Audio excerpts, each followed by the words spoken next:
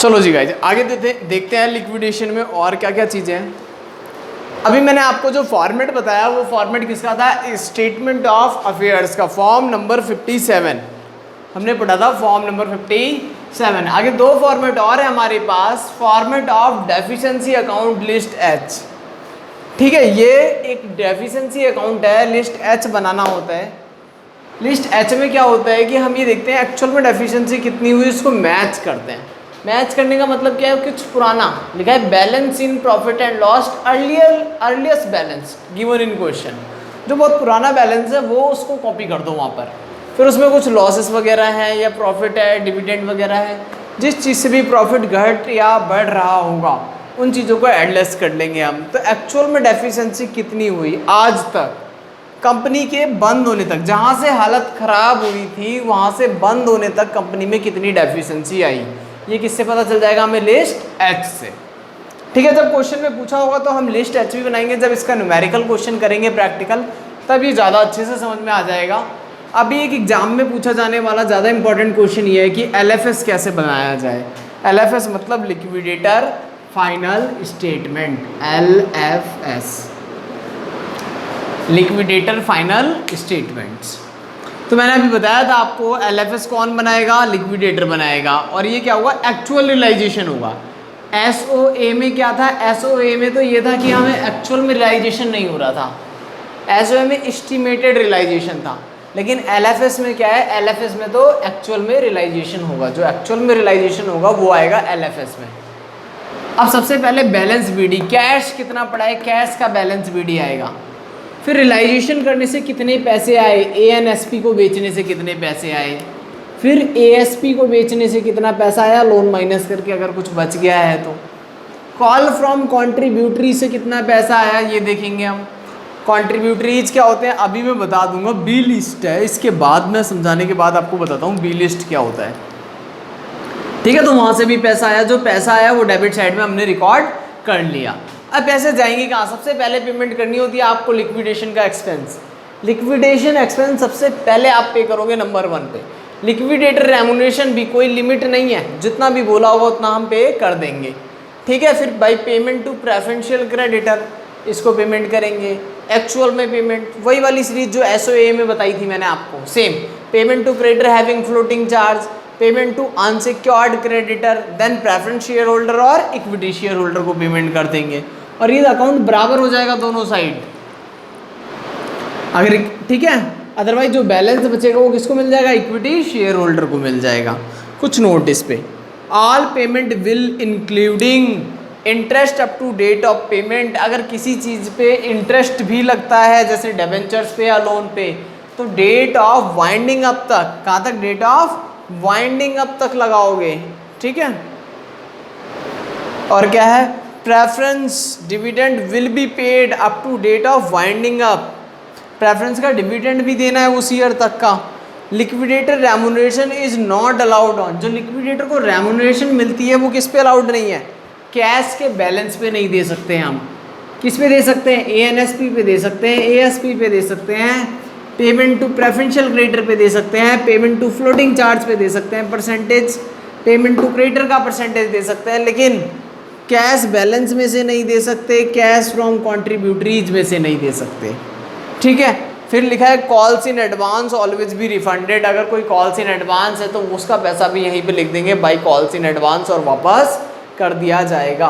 ठीक है, calls in arrear है तो वो रिसीव हो जाता है, कॉल्स इन एडवांस है तो हम वापस कर देते हैं, लास्ट में उसको भी वापस कर देंगे। तो LFS एक इंपॉर्टेंट पॉइंट है, कैश अकाउंट जैसा ही है कि एक्चुअल में कितना पैसा आया और गया। ठीक है, ये फॉर्मेट नोट कर लो। फिर पढ़ते हैं हम बी लिस्ट इसके बाद।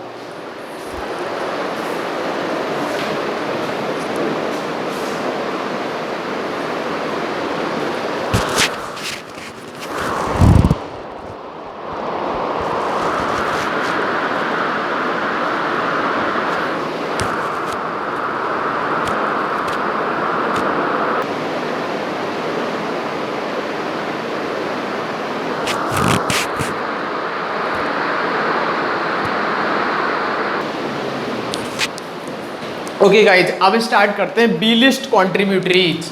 देखो बी लिस्ट कॉन्ट्रीब्यूटरीज की हम बात कर रहे थे कि बी लिस्ट कॉन्ट्रीब्यूटरीज क्या होता है। बी लिस्ट कॉन्ट्रीब्यूटरीज मतलब शेयर होल्डर, ऐसे शेयर होल्डर जिन्होंने वाइंडिंग अप से 1 साल पहले, जस्ट 1 साल पहले अपने शेयर पार्टली या फुल्ली पेड अप किसी को बेच दिए थे। ठीक है, पार्टली पेड अप ही होता है जनरली, फुल्ली पेड अप का तो क्या ही होगा। क्या करा, 1 साल पहले शेयर होल्डर ने अपनी ओनरशिप किसी और को ट्रांसफ़र कर दी थी। तो ऐसे पर्सन्स, ऐसे share holder who had transfer partly paid share within 1 year prior to the date of winding up may be called upon to pay on the amount to pay off such creditor as exist on the date of transfer of shares. These transferers are called as B list contributors. ठीक है, तो ऐसे share holder जिन्होंने अपने partly paid up share किसी और को बेच दिए थे within 1 year, just before 1 year, immediate. ठीक है, अब इनका क्या रोल है, ये तो चले गए थे कंपनी छोड़ के, फिर भी क्या रोल है, इनको हम तब पकड़ते हैं, कब पकड़ते हैं, कंडीशंस देखो। Liability of B list contributories will arise only when the existing assets available with the liquidator, assets तो हैं लिक्विडेटर के, are not sufficient to cover the liabilities. मैंने सारी एसेट्स बेच दी, लायबिलिटी पे नहीं हो पाई। दूसरी condition, when the existing shareholder failed to pay the amount due on share to liquidator। जो प्रेजेंट शेयर होल्डर है वो क्या है, फेल हो गए, किस लिए, पैसे नहीं दे पा रहे, तो हम प्रीवियस शेयर होल्डर को पकड़ लेंगे, that is called B list. But previous वाला भी कितना प्रीवियस, विद इन 1 ईयर वाला, उससे पुराना नहीं होना चाहिए। ठीक है, तो इसका क्या देखते हैं, जैसे कोई कंपनी सपोज करो 31 अक्टूबर 2019 को वाइंड अप हो रही है, तो मैं कब का पकड़ूंगा,